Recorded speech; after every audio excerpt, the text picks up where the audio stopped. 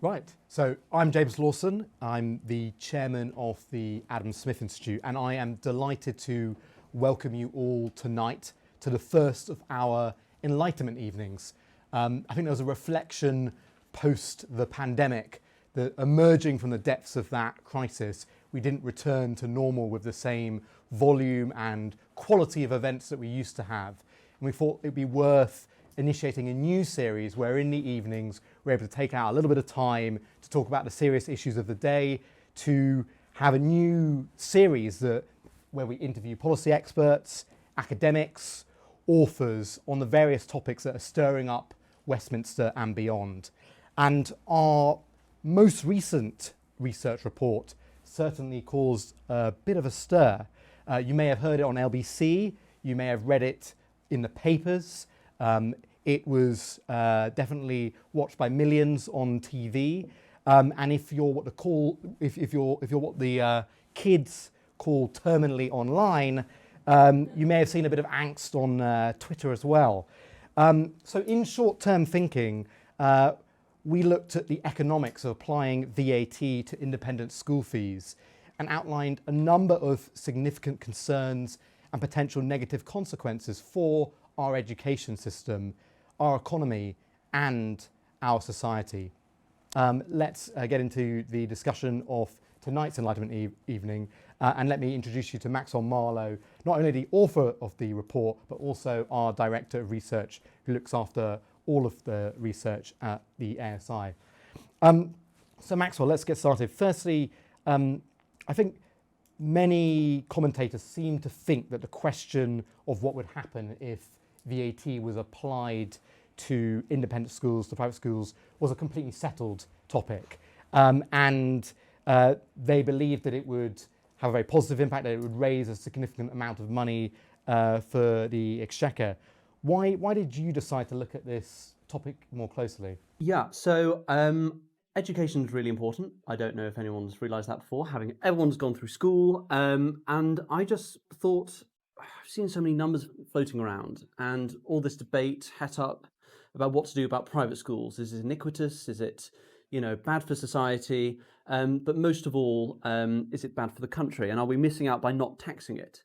So I thought, hey, let's have a proper look at the numbers. And the only source I could find was in the Institute for Fiscal Studies, which in itself is, a very good source. It's used by the government, it's used by a number of businesses, but I found their report lacking. So I thought, hey, let's have a proper dig in.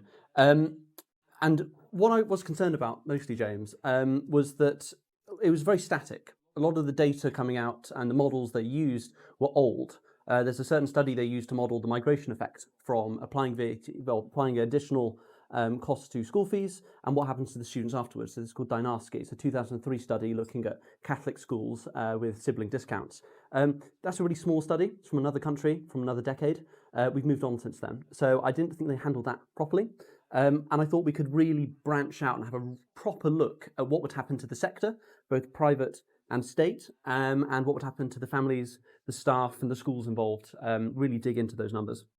It's a good reason to write another piece of research. So the figures that suggest it will raise money seem to be based on a very particular premise. And that premise is that 3 to 5% of pupils in independent schools will move to state sector. So a very small number of people will move from the independent sector to the state sector. Your paper looks at a range of scenarios and suggests that up to 25% could migrate. Why have you included such a high figure? Why have you included other figures? Yeah, so because of the lack of evidence, the independent school system has commissioned other research into this, and I thought that's worth looking into. Now, we look at everything from 0%, so if you do apply the tax and no one moves, that would be very interesting. That would be also unique and economic. All the way up to 25%, which is by a bit of research by consultancy Baines Cutler. So I think it's important for policymakers when they're meddling with education and really trying to make policy and fiscal decisions around it, they have a whole range of options to look at. So that's why I use the 25% report. I don't think it's a great report, to be honest. They take a very small sample study. The methodology is very unclear. But I still think, we should look at what would happen if 25% happened, because a lot of economics is about the ifs. not about the certainties. So that's why I included those, and that's garnered a little bit of criticism. Okay, fine, but the whole point is that we're supposed to critique the numbers. So that's why I included that little bit outlandish figure, but nonetheless still relevant. Yeah.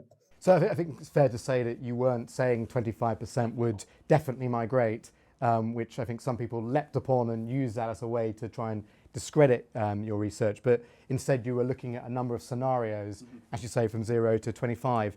But then, may I put you on the spot, what percentage of pupils do you think will actually migrate from independent schools to the state sector, and what sort of impact do you think it will have?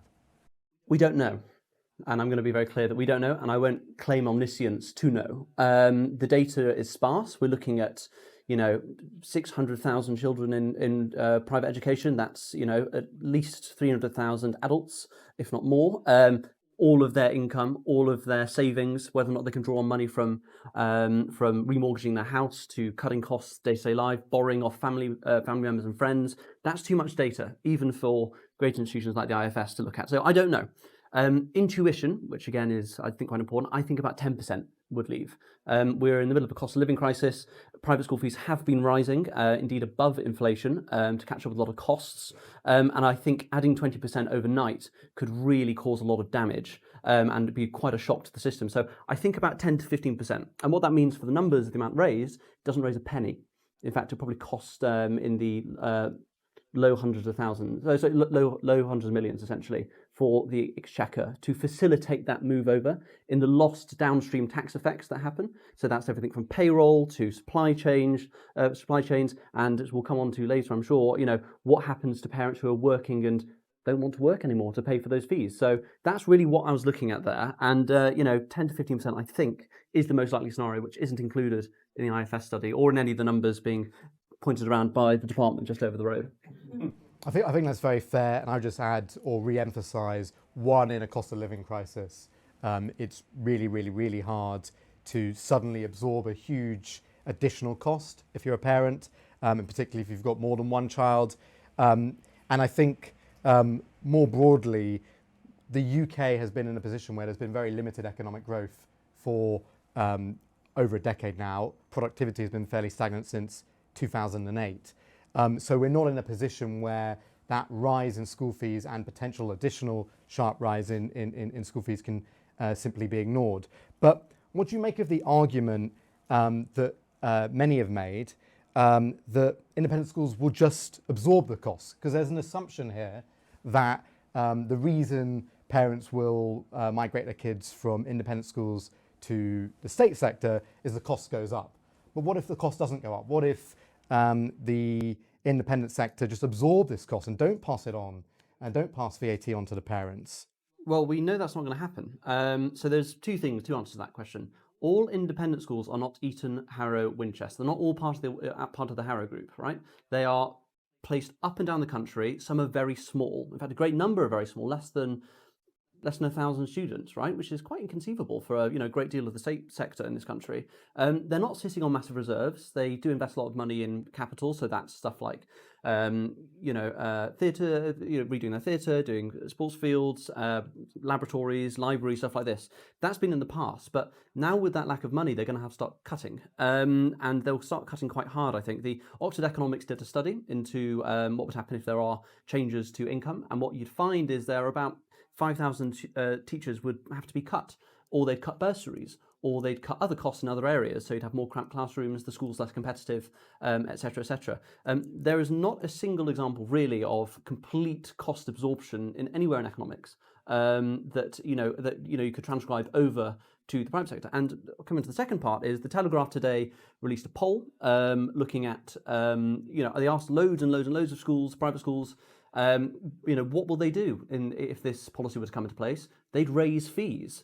Many, or in fact the vast majority, over 90%, by over 10%, which could again be out of the price range for many families. So I think if you look at the evidence that's been supplied today from the Telegraph, we will see not cost absorption, but passing on the cost to parents, and those parents may not be able to afford the increase.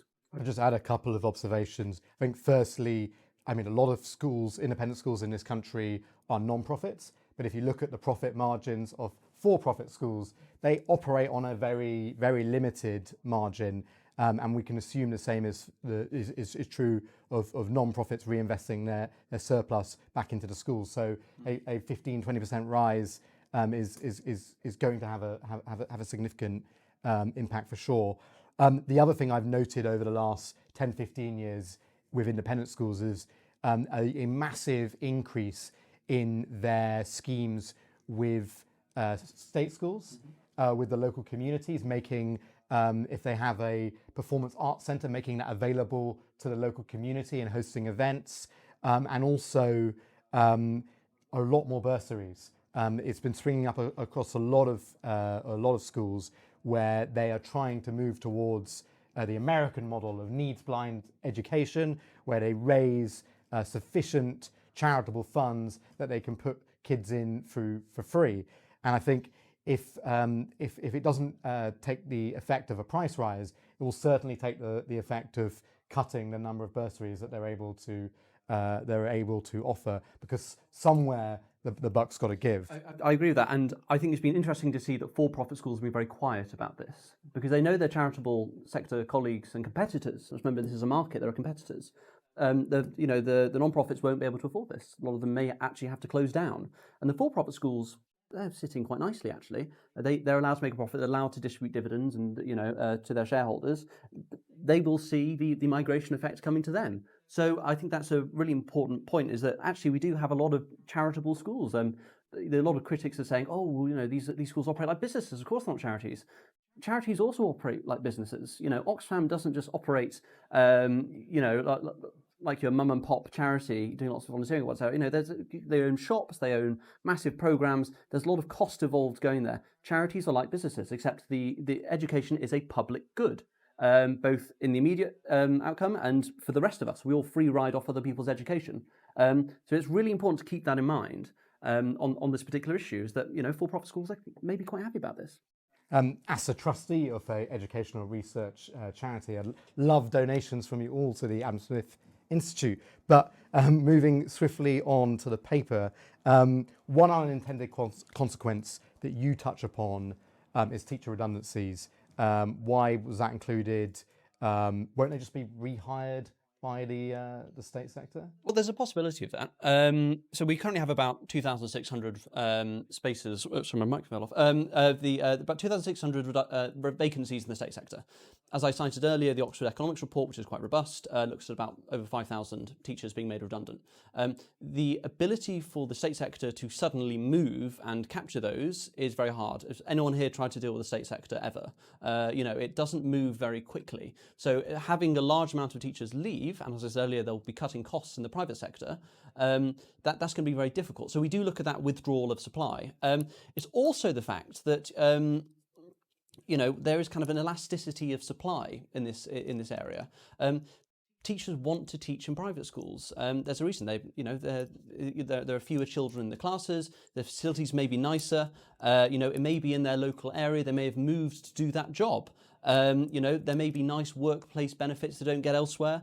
It could be down to their age as well. So if you're in your late 50s and you think, I've got to try another school now, you may choose to retire early. Pay is better in the private sector. All of these reasons, and all these reasons that aren't really looked at by other reports into this. That's really important. And people say, oh, of course, the elasticity of supply is perfectly elastic. It's not. It's quite inelastic, which means teachers won't want to move around. So that's why we will see a lot of teachers becoming unemployed, and they may not want to re-enter the state sector. And we have a hiring crisis in the state sector for teachers. It's quite a wonky way of saying basically teachers won't be rehired. Yes. Sorry. So advocates of applying VAT have said that it could be used to fund improvements in the state sector. How do you respond to that? Well, look, as I said earlier, if 10 to 15% of students leave the private sector, then it raises no money. So immediately you're there not raising any money and not spending any money. So you have to raise taxes elsewhere or borrow, which I know is not within fiscal rules of certain parties who are looking to maybe come into power. But Again, the 1.3 to 1.6 billion pounds that's put by the IFS is only 2% of the education department's budget. It's really not going. It's not going to hit the sides, especially in a burgeoning system, which is which is looking to increase pay for teachers, increase standards, deal with the concrete crisis, all of these different things. This money is it's been alleged it's been spent multiple times over. Even if it hasn't, it's not going to touch the sides. We won't see the capacity increase. So that I just don't see it happening. Yeah. Another angle of criticism for this paper, another angle is that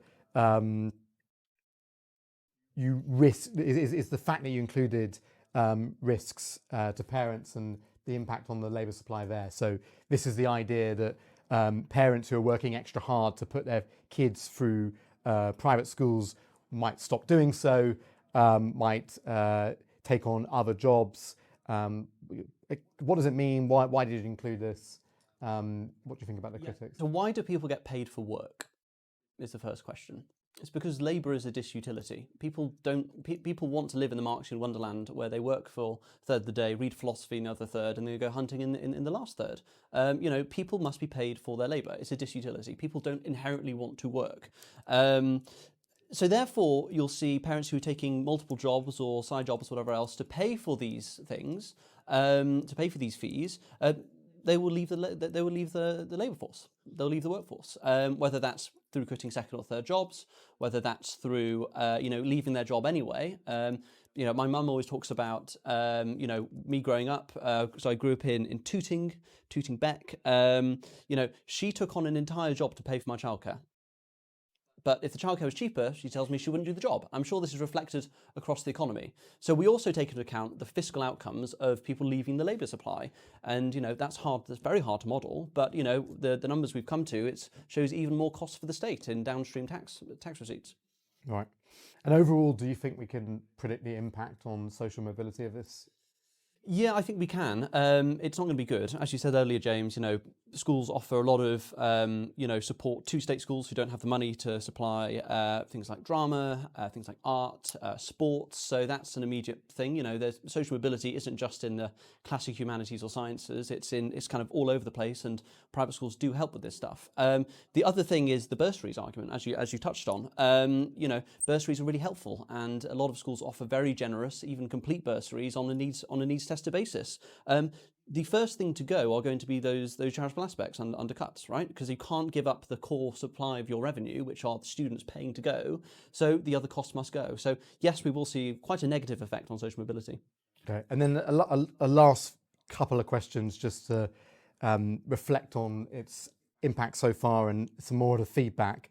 The ASI has historically argued against exemptions from VAT being removed and for the base of that tax to be as broad as possible.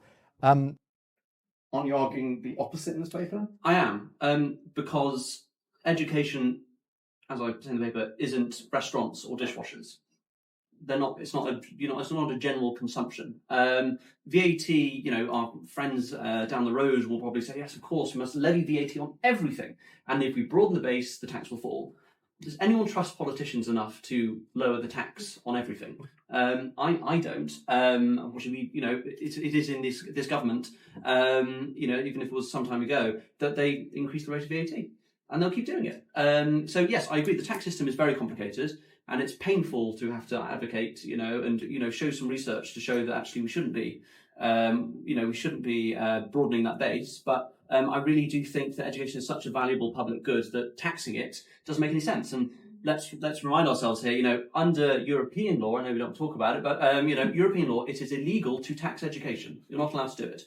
Greece tried to under their financial crisis, and we saw what the economists called general mayhem. So they put 23% VAT on private school fees. Loads of the small schools closed. The big schools obviously didn't. They were okay. And there was a large flood of students going into the state sector, and the state couldn't respond. So there was a lot of kids who just weren't in school and weren't being educated. So I think you can take the libertarian principle of saying, if we are going to have tax, we should levy it on everything and broaden the base, or you can have what is a highly dysfunctional system, which would be the case if we added VAT onto these schools.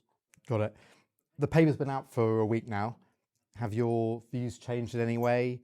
Have any of the conversations influenced your opinion? Has any new evidence come out in the media discussion that's worth particularly highlighting? Anything that you would emphasise differently of any aspects of the paper? Yeah. So my views have changed. It's made me more. I feel more strongly about this than I did, when I published it last week. Essentially, there are so many parents who are not just calling into LBC or writing letters into newspapers or leaving comments on LinkedIn or on Twitter. That people are scared. People are really scared about their children, and that's something you don't want to put parents through.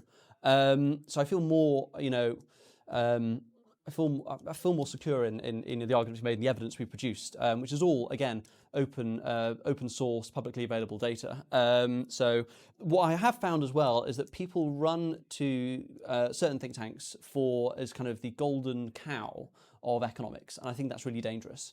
As we show in the paper, we try to build on the IFS and build out their report, and people have just gone straight back to that report and said, no, you're wrong. Well, in our report, we've broadened the base of evidence, and we've shown that there's areas to improve, but other people haven't done it. And it was quite interesting for me to see some critics go, show, oh yes, this IFS report has said this, and we say, yes, we know if you've read the paper, and none of them have read the paper. So that's been quite concerning for me, from a policymaking point of view, is that our policymakers aren't reading the policy work; they're reading the tweets and the op-eds. I'll end on your critics and the tweets. I was reading feedback on the paper on the way here. In my inbox, I have some very positive contributions, including from some parents, which is quite nice to read. It's rare that you get that kind of feedback on a policy paper in Westminster. But I also saw some interesting tweets. One from a former speaker at an ASI event who said, "What happened to the ASI? When did they give up entirely on economics?"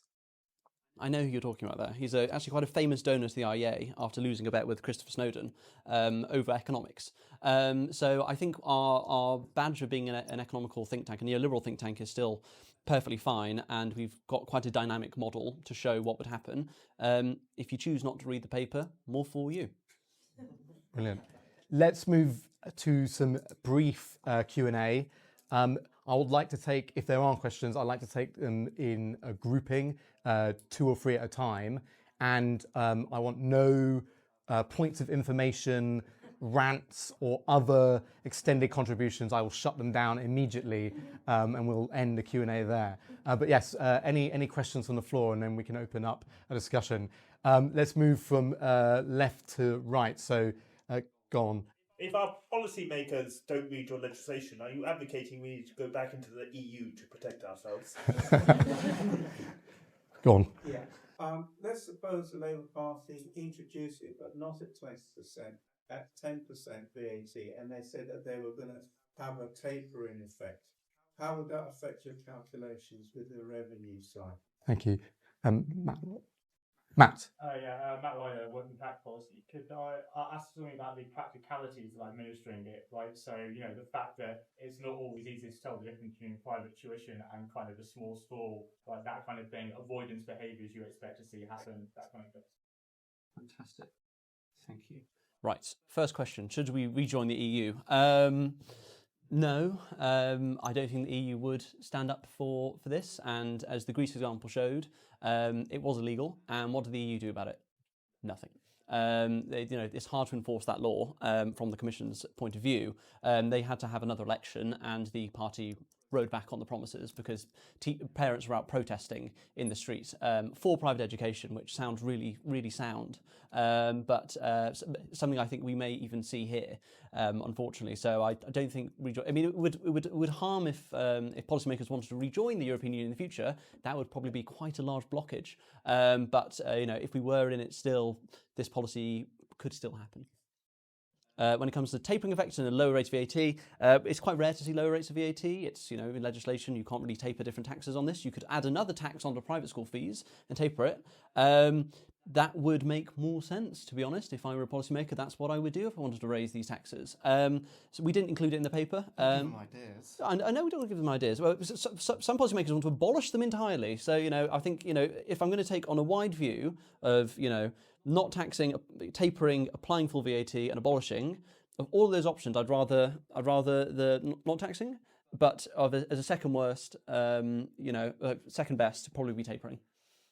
And when it comes to practicalities, you're right. When these policymakers were coming up with the idea, this is why they went for VAT, because you can't avoid it. So the VAT would also, if you went for a full VAT on businesses that provide education, you'd have to include universities in that. You'd have to include foreign language schools. You'd have to include, music lessons, drama, sports. But private tuition is usually cash in hand. So, you could get away with that quite easily, even if we are going to move towards a cashless society. So I think the practicalities are almost impossible on those micro details and would take up a lot of case law in the courts to try and administer. So not really worth the time from the Justice Department either, from their perspective. Any other questions? Okay. Again, let's move left to right. So I've got two questions. You obviously read the Daily Telegraph. I read very quickly a letter from a former school teacher complaining about VAT being levied on sixth form colleges in today's paper, which I didn't fully understand. Did they just mean they had to pay VAT on normal supplies? That's question one. The question two, which is not a rant but an observation, is those of us who've given stuff to these various different bursary programs in private schools have not given it to pay VAT. So it's a quite a major insult, really, this observation. Yeah. Go on, James. The debate seems hinged largely on the IFS work on this area. Has the IFS responded in any form to the criticism of their model? So one more at the back. I mean, in full agreement of all the arguments laid out here, but if you look around, and I think we're all in agreement, it does look like a bunch of posh people advocating for the interests of private schooling. And, most of the positive coverage you've received has been the Daily Telegraph. Is there a way to actually get this to cut through? Because it seems like despite the merits of the argument, it seems like quite an unsympathetic view. And how do you get that across to Labour and the people who support this policy? Fantastic. So sixth form colleges. Yes, so some sixth form colleges are in a bit of a weird legal state, and they do have to pay VAT on their supplies, and they can exempt them further down the line. There's also the key question that a lot of state sixth form colleges do better than private schools, which is quite an interesting observation, certainly. Not disputing the quality. Yeah, no, totally. But it's interesting, right? So I read the letter as well. So it was quite good.